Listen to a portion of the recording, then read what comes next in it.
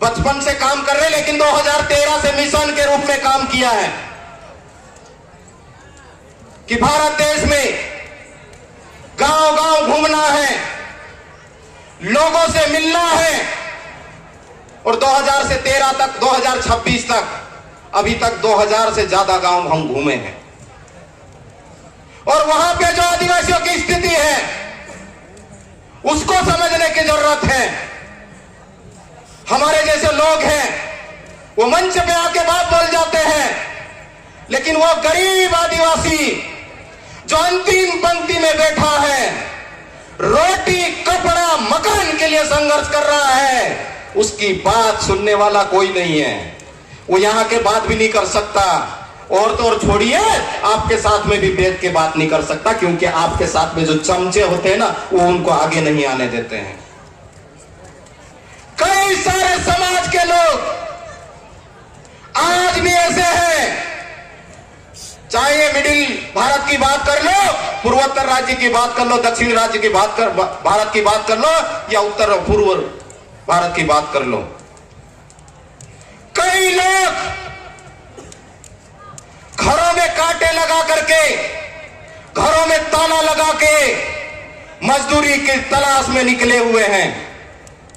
हमारे लोगों ने बहुत अच्छा गाना गाया था, काय कोरीने जीवना दादा, काय कोरीने जीवेना, झपले काटा दी दे दाने वाड्या रखने चलिया रे। तो ये जो लाइन है, इसको हमको समझने की जरूरत है। सब लोग बोल रहे हैं कि हम लड़ रहे, लेकिन कितना लड़ रही है वास्तविक हकीकत अपने आप से पूछो। जब लोगों के बीच में जाते हो तो पता चलता है कि हम युवाओं की बात करते हैं ना, युवाओं का भविष्य क्या है। जिस जमीन को हम मां बोलते हैं, वो जमीन हमसे छीन गई है। जिस जंगल से हम नाश्ते रिश्ते की बात करते हैं, उन जंगलों की कटाई हो गई है। मैं किसी को इस मंच से क्रिटिसाइज नहीं कर रहा हूं, लेकिन आप एक पेड़ लगाने की बात करते हो, लेकिन अभी 4 दिन पहले का मध्य प्रदेश का दैनिक भास्कर का डाटा है कि मध्य प्रदेश की सरकार 15 लाख पेड़ काटने की अनुमति ऑलरेडी दे चुकी है। और कई लोग ऐसे हैं जिनको रोजगार नसीब नहीं है। और आप बात करते समाज को बढ़ाने की, लेकिन उनके लिए हमारा क्या योगदान है? जब गांव में जाके देखते हो तो शिक्षा व्यवस्था की क्या हालत है, क्या होना वो अलग बात है। स्कूली शिक्षा पाठ्यक्रम में, कॉलेज के शिक्षा पाठ्यक्रम में, पीएचडी के रिसर्च के विषय क्या होना वो अलग बात है। लेकिन मेरे समाज का जो नौनिहाल है, देश का भविष्य है, उनकी हालत को जाना क्या आपने? गांवों में स्कूल भवन बनाने की नीति बनी, क्या बनाया? प्राथमिक विद्यालय है और 3 कक्ष बनाए, और उसमें भी एक कक्ष आपने ऑफिस के लिए बनाया है।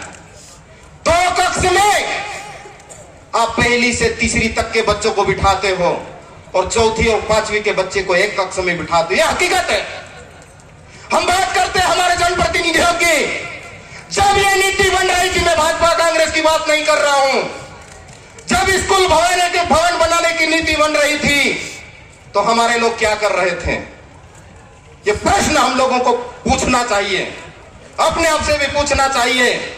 एक नीति बनाई और कि 40 बच्चों पे एक ही शिक्षक होगा। हमारे गांव में मंजरे टोले में लोग रहते हैं, वहां पहली से 5वीं तक 40 ही बच्चे होते हैं, एक ही शिक्षक वहां पे नियुक्त होता। आप कुछ भी कर लीजिए, रो लीजिए, गा लीजिए, बजा लीजिए, पॉलिसी है।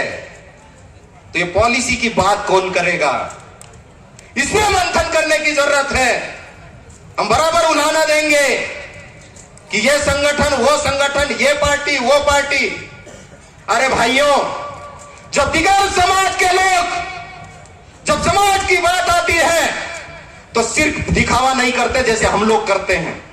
आज मैंने देखा, मैं भी किसी राजनीतिक विचारधारा से आता हूं। आज की तारीख में यहां कांग्रेस आई, बीजेपी आई, बाप आया, आप आया, हम लोग एक दिन के लिए इकट्ठे होते हैं, लेकिन उस दिन का समाज को इंतजार है जिस दिन मेरे समाज के लोग चाहे किसी भी राजनीतिक विचारधारा में संबंध रखते हो, लेकिन बैठ के विचार कैसे कर सकते हैं कि आपकी क्या जवाबदारी, हमारी क्या जवाबदारी, आप सत्ता पक्ष में हो तो आपकी क्या जवाबदारी, हम विपक्ष में है तो हमारी क्या जवाबदारी। ये विचार हो रहा है क्या?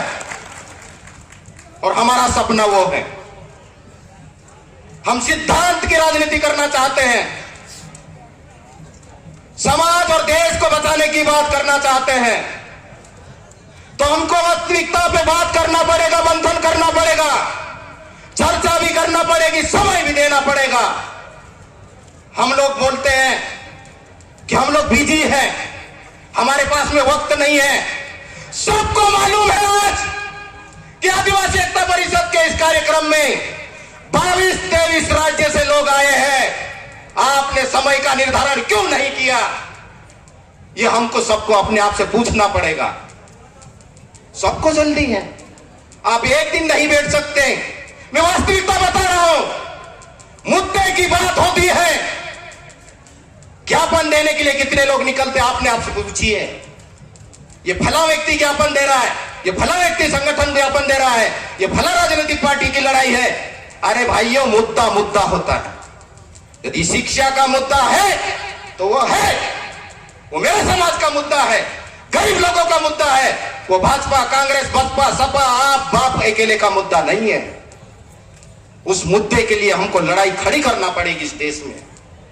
जब तक मुद्दे की लड़ाई नहीं खड़ी करेंगे तब तक आप गुलाम बन के रहोगे, किसी भी राजनीतिक विचारधारा में रहो।